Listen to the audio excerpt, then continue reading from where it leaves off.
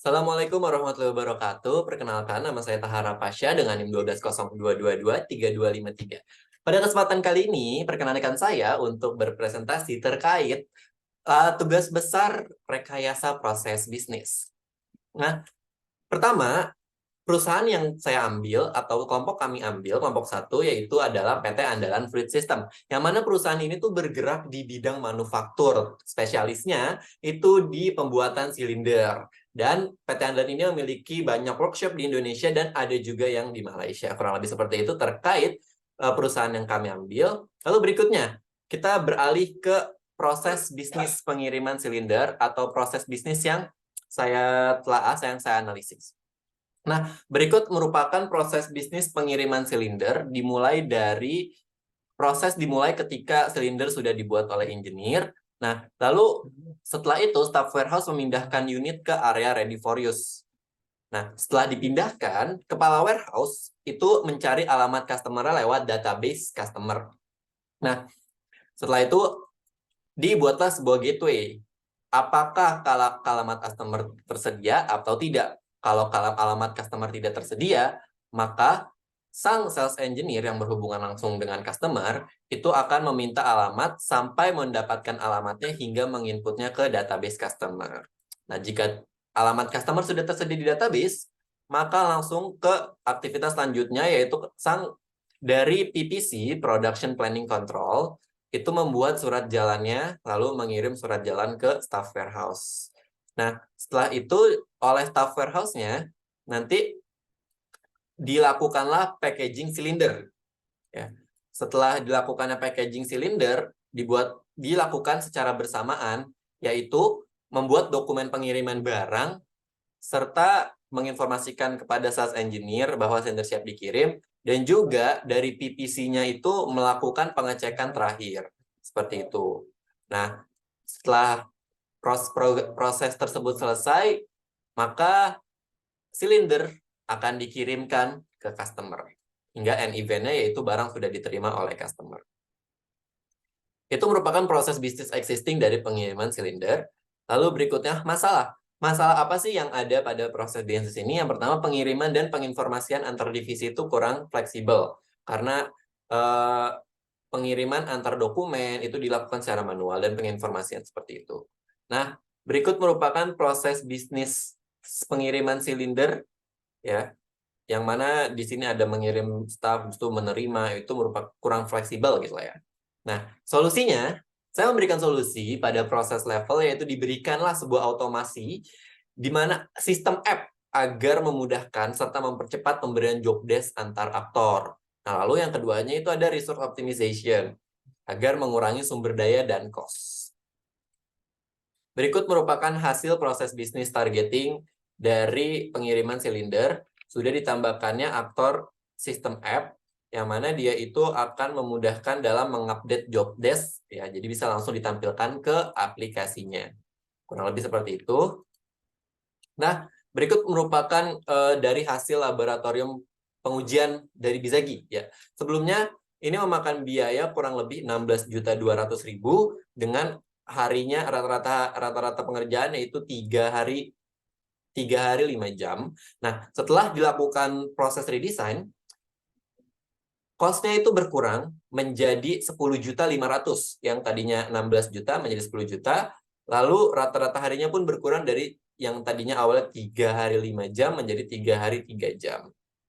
Begitu. Nah, secara kesimpulan, proses pengiriman silinder itu jikalau menggunakan proses redesign yang saya berikan, itu akan mengurangi akan memberikan dampak baik bagi cost, lalu juga memberikan dampak baik bagi fleksibilitinya. Seperti itu. Nah, berikut proses bisnis kedua yang saya kerjakan, yang saya analisis, yaitu proses bisnis pengelolaan karyawan. Nah, sebelumnya proses bisnis pengelolaan karyawan itu adalah proses bisnis rekrutmen karyawan. Nah, ini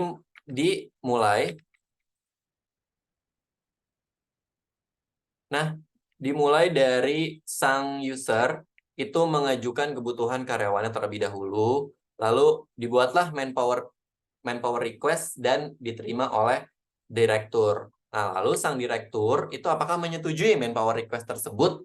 Ya, kalau tidak, ditolak karena emang tidak perlu sebuah urgensinya dulu.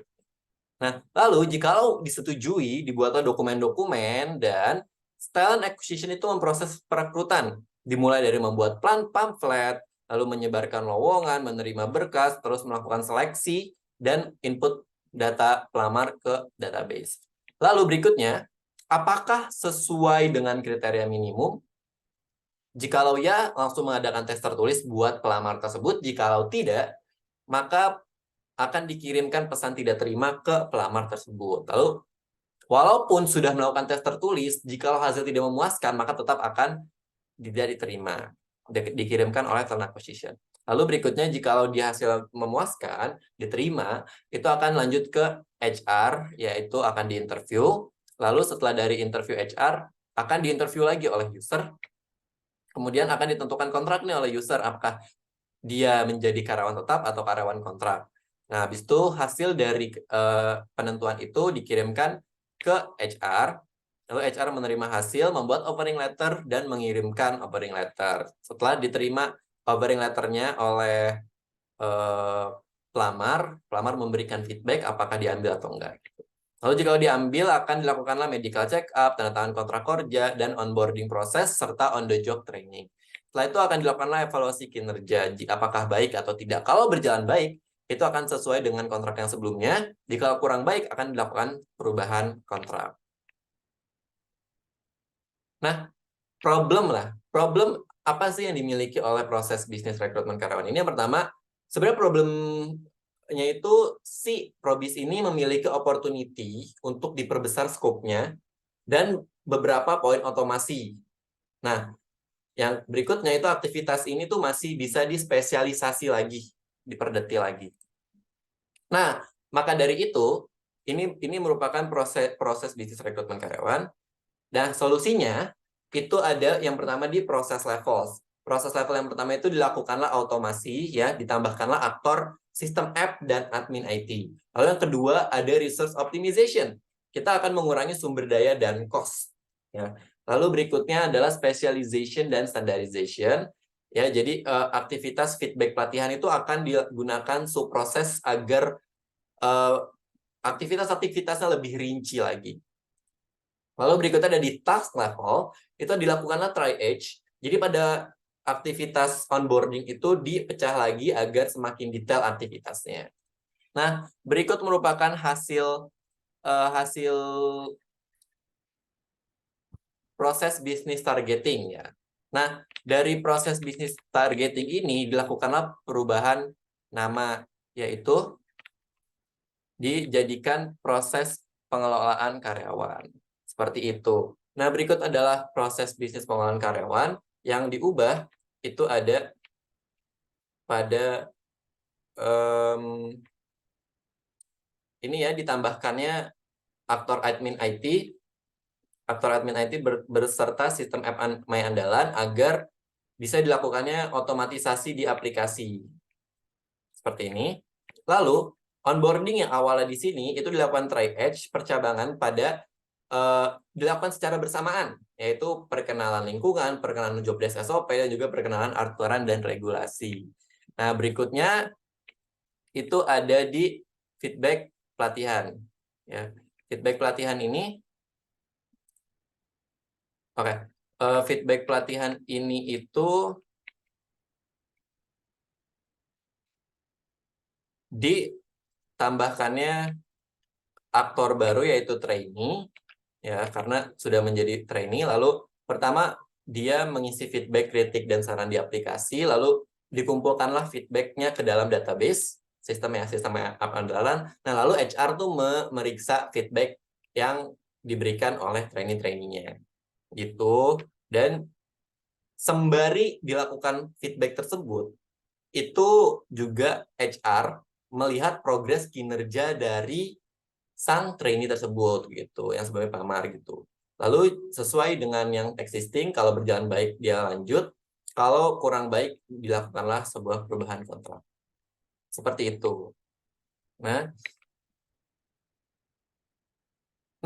berikut merupakan hasil laboratorium pengujian dari proses bisnis rekrutmen karyawan, ya total cost-nya itu 340.700.000 dengan waktu yang rata-rata waktu yang digunakan itu adalah 37 hari 10 jam.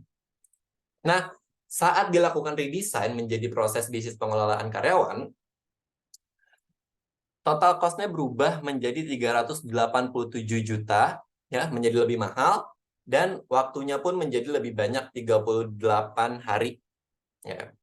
Namun, dengan adanya redesign ini, kualitas yang diberikan itu akan semakin membaik. Ya.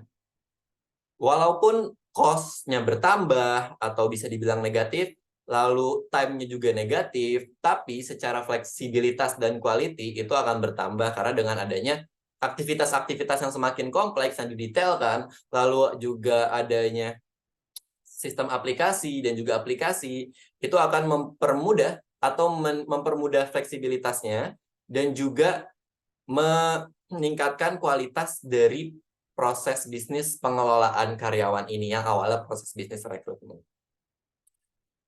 Mungkin itu saja dari saya. Kurang lebihnya mohon maaf. Wassalamualaikum warahmatullahi wabarakatuh.